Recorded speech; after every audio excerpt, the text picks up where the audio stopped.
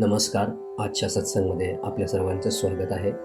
ज्ञानदीक्षा मराठी सत्संग या टेलिग्रामवरील ग्रुपमध्ये आपण दर रविवारी भेटत असतो आणि विविध आध्यात्मिक विषयांवर चर्चा करत असतो.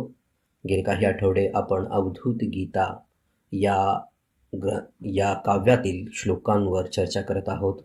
तर आज आपण ही चर्चा पुढे चालू ठेवणार आहोत. आज आपण श्लोक क्रमांक 13, 14, 15, 16 या श्लोकावर आपण आज चर्चा करणार आहोत. आजचा पहिला श्लोक आपण पाहूयात. अध्याय पहिला, श्लोक 13. न जातो न मृतोसी त्वं न ते देह कदाचन सर्वं ब्रह्मेति विख्यातं ब्रवीति बहुधा श्रुतिः. तुम्ही कधीच शरीर नव्हता, तुम्ही कधी मरत नाही आणि कधी जन्मही घेणार नाही. प्रसिद्ध शास्त्रे अनेकदा म्हणतात सर्व काही ब्रह्म आहे. हा झाला या श्लोकाचा मराठी अर्थ. जे पूर्ण आहे ते ब्रह्म आहे आणि तोच आत्मा आहे. तेच माझे खरे रूप आहे. शरीर हे फक्त अनुभव आहे जे येते आणि जाते. सर्व अनुभव अशाश्वत आहेत. एखादी गोष्ट अनुभवता आली तर ती राहणार नाही हे निश्चित. आत्मा हा एकमेव असा आहे जो कायम आहे, कारण तो बदलत नाही, तो कधीही बदलत नाही. त्याला सुरुवात आणि अंत नाही. ती शून्यता आहे. शून्यता सुरू होणे, बदलणे किंवा समाप्त होणे शक्य नाही. ती वस्तू नाही, म्हणून जन्माला येत नाही आणि मरतही नाही. तुम्ही कधीच शरीर नव्हता हे तुमचे स्वतःचे ज्ञान असले पाहिजे. ज्ञान मिळवण्याची फक्त 2च साधने ज्ञान मार्गामध्ये सांगितली आहेत. एक म्हणजे अनुभव, प्रत्यक्ष अनुभव, आणि दुसरे म्हणजे तर्क, प्रत्यक्ष अनुभव आधारित तर्क. तुम्ही कधीच शरीर नव्हता. तुम्ही शरीर आहात का? हा प्रश्न तुम्ही स्वतःला जेव्हा विचारता तेव्हा जर तुमचे उत्तर असे असेल की हां, मी शरीर आहे, तर तुम्ही तार्किकदृष्ट्या विचार करून पाहू शकता. तुमच्या अनुभवाकडे पाहू शकता. लहानपणी जे तुमचे शरीर होते ते तरुणपणी नाही. तरुणपणी तुमचे जे शरीर आहे ते म्हातारपणी असणार नाही. आणि मृत्यूनंतर हे शरीर विसर्जित करावे लागेल. हे शरीर मागे पडेल. त्या शरीराचा नाश केला जाईल. हा तुमचा प्रत्यक्ष अनुभव आहे. स्वतःबाबत नसला तरी इतर जगतामध्ये तुम्ही जे पाहत आहात की शरीर हे नश्वर आहे, आणि आत्ता पावे तो तुमचा हा अनुभव नक्की आहे की शरीर हे बदलत आहे. तुम्ही ज्याला मी म्हणता तो शरीराच्या पलीकडचा आहे. समजा तुमच्या शरीराचा अनावधानाने एखादा अवयव निकामी झाला आणि काढून टाकावा लागला, तर तुम्ही असं कधीच म्हणत नाही की मी कमी झालो. तुम्ही ज्याला मी संबोधता तो संपूर्णच आहे, परंतु शरीराचा एक भाग निकामी झाला आहे. त्याचप्रमाणे शरीराचे आणखीही काही भाग काढून टाकले तरी ज्याला तुम्ही मी संबोधता तो मी कधीही कमी होत नाही. त्यामुळे तार्किकदृष्ट्या तुम्ही हे पाहू शकता की ज्याला तुम्ही मी म्हणता तो शरीराच्या पलीकडचा आहे. त्यामुळे तुम्ही कधीच शरीर नव्हता. या गोष्टीकडे तुम्ही लक्ष द्या, त्याच्यावर चिंतन करा, मनन करा आणि हे तुमचे स्वतःचे ज्ञान बनवण्याचा प्रयत्न करा.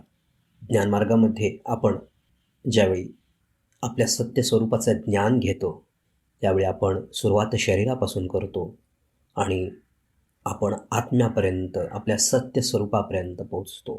याचं ज्ञान तुम्हाला अतिशय तार्किकदृष्ट्या दिलं जातं. तुमच्या प्रत्यक्ष अनुभवाकडे बोट दाखवून हे ज्ञान तुम्हाला देण्याचा प्रयत्न केला जातो. अर्थात माहिती तुम्हाला दिली जाते. त्या माहितीचं ज्ञानात रूपांतरण करण्याची जबाबदारी प्रत्येक साधकाचीच असते. मी काय नाही याचा ज्यावेळी आपण विचार करतो त्यावेळी सुरुवात आपण शरीरापासून करतो. मी हे शरीर नाही, मी हे मनही नाही. मनामध्ये मन विचारांचा संचय असतो, स्मृतींचा संचय असतो. स्मृती जरी सर्व काढून टाकल्या तरी माझे अस्तित्व राहतेच. मी म्हणजे भावना नाही, मी म्हणजे विचार नाही, मी म्हणजे कोणतीही पराभौतिक परामानसिक संकल्पना नाही. मी म्हणजे अनुभव करता या ज्ञानापर्यंत आपण शेवटी पोहोचतो. मी म्हणजे ब्रह्म, मी म्हणजे आत्मा, मीच सत्यस्वरूप आहे, मीच ती पार्श्वभूमी आहे ज्यावर सर्व अनुभव येतात आणि जातात. मी सर्व अनुभवांचा साक्षीदार आहे.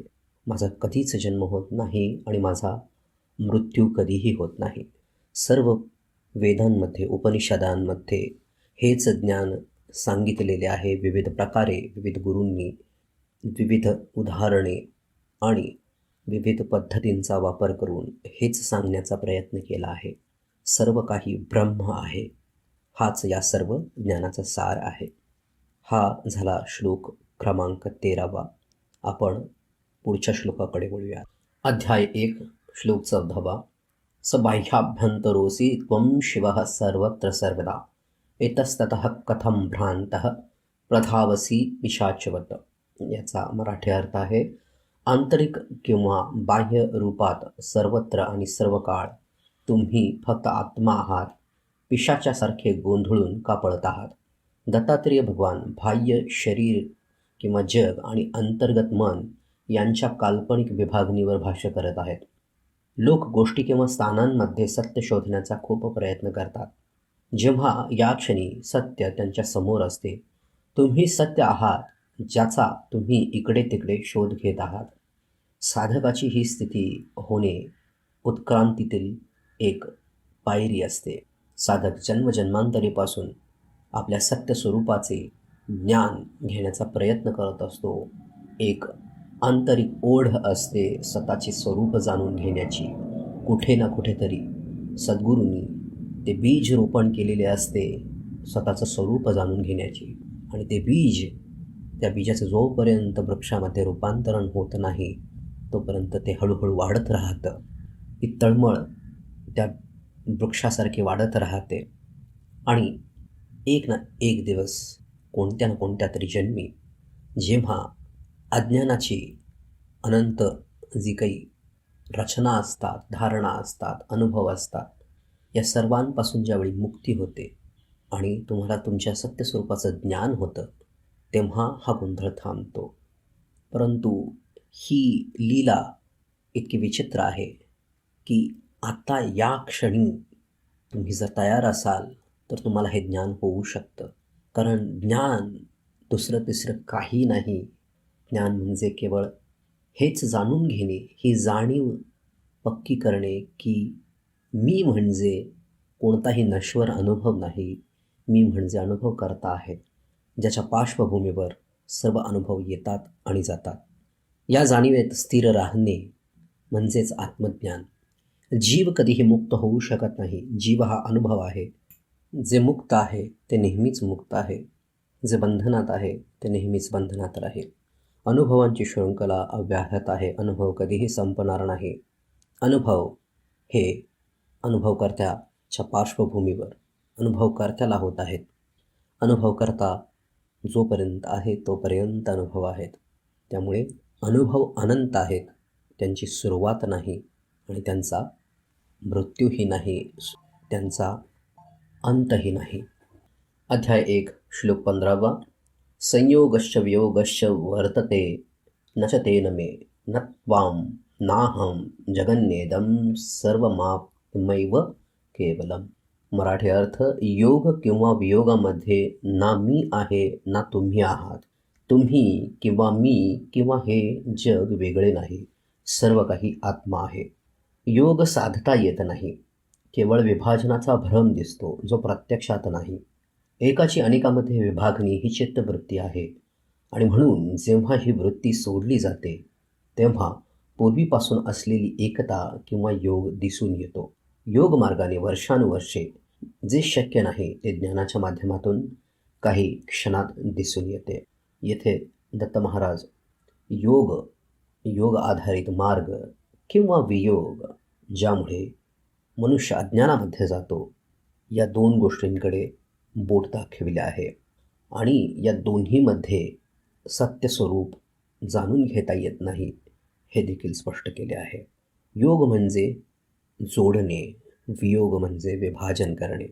योग म्हणजे जोडणे हे जेव्हा आपण म्हणतो तेव्हा विविध आध्यात्मिक मार्ग आहेत ज्याच्यामध्ये योग या शब्दाचा प्रयोग केला जातो. सुरुवात शरीर योगापासून होते. शरीर आणि मनाचा योग साधला जातो. मन आणि आपल्या सत्यस्वरूपाचा योग साधण्याचा प्रयत्न केला जातो. परंतु मन आणि आपले सत्य स्वरूपाचा योग ही एक काल्पनिक बाब आहे. कारण जे कधीच वियोगात नाही, त्याचा योग साधण्याचा प्रयत्न जेव्हा केला जातो, त्याचा परिणाम म्हणून मानसिक शुद्धी होऊ शकते, अज्ञानापासून मुक्ती होऊ शकते. परंतु जे कधीच विभागलं गेलं नाही ते जोडलं जाऊ शकत नाही. परंतु या योग मार्गातील साधनेमुळे मनुष्य उत्क्रांत होतो आणि कोणत्या ना कोणत्या जन्मी त्याला ज्ञान प्राप्त होतं की योगामध्ये मी नाही किंवा वियोगामध्ये सुद्धा मी नाही. मी सर्वत्र समान आहे आणि मी आत्मा आहे. आध्यात्मिक मार्ग विविध आहेत. साधक जेव्हा सुरुवात करतो तो कोणत्याही मार्गापासून करू शकतो. त्याच्या आवडीनुसार, इच्छेनुसार मार्ग निवडण्याची संधी त्याला दिली जाते. त्यामुळे सुरुवात तो ज्ञानमार्गापासून करू शकतो किंवा शास्त्रांमध्ये सुद्धा हे सांगितले आहे की सुरुवात ज्ञानमार्गापासून करावी. जर त्याची पात्रता नसेल, त्याच्यामध्ये ज्ञानमार्ग चालण्याचे गुण नसतील, तर इतर मार्ग सांगितले जातात. परंतु जर त्याची पात्रता असेल, तयारी असेल, तर योगमार्गामध्ये जे वर्षानुवर्ष होऊ शकत नाही ते काही क्षणात ज्ञानमार्गामध्ये मिळू शकते. त्यामुळे प्रयत्न नक्कीच केला पाहिजे. पुढच्या श्लोकाकडे वळूयात. अध्याय 1 श्लोक 16. शब्दादि पंचकस्यास्य लैवासी त्वं न ते पुनः त्वमेव परमं तत्त्वमतः किं परितप्यसे. मराठी अर्थ: तुम्ही पंचेंद्रियांचा विषय नाही, जसे ध्वनी इत्यादी. तुम्ही एकमेव परमतत्व सत्य आहात. तुम्ही आता दुःखात का वावरत आहात? दुःख हे शरीर आणि मनाशी संबंधित आहे, जो इंद्रियांचा विषय आहे. आत्म्याला कोणतेही सुख किंवा दुःख अनुभवता येत नाही. आत्मा हा सर्व दुःखाचा आणि सुखाचा साक्षीदार आहे. शरीर किंवा मनापेक्षा आत्म्याशी तादात्म्य आपल्याला सर्व दुःखापासून त्वरित मुक्तता देते. पंचेंद्रिय, डोळे, नाक, कान, जीभ, त्वचा ही जी मनोशरीर यंत्राला दिलेली इंद्रिय आहेत, त्या इंद्रियांद्वारे विविध अनुभव होत असतात. सत्य स्वरूपाबद्दल अज्ञान असल्यामुळे जीव दुःख भोगत असतो. मी सत्य किंवा परमतत्व याची जाणीव झाल्यावर शरीर आणि मनाशी असलेला संबंध कमकुवत होऊ लागतो. तुम्ही शरीर आणि मनाचे सुद्धा साक्षीदार बनता. त्यामुळे अर्थातच मनाला होणारे सुख आणि दुःख तुम्ही तटस्थपणे पाहायला शिकता.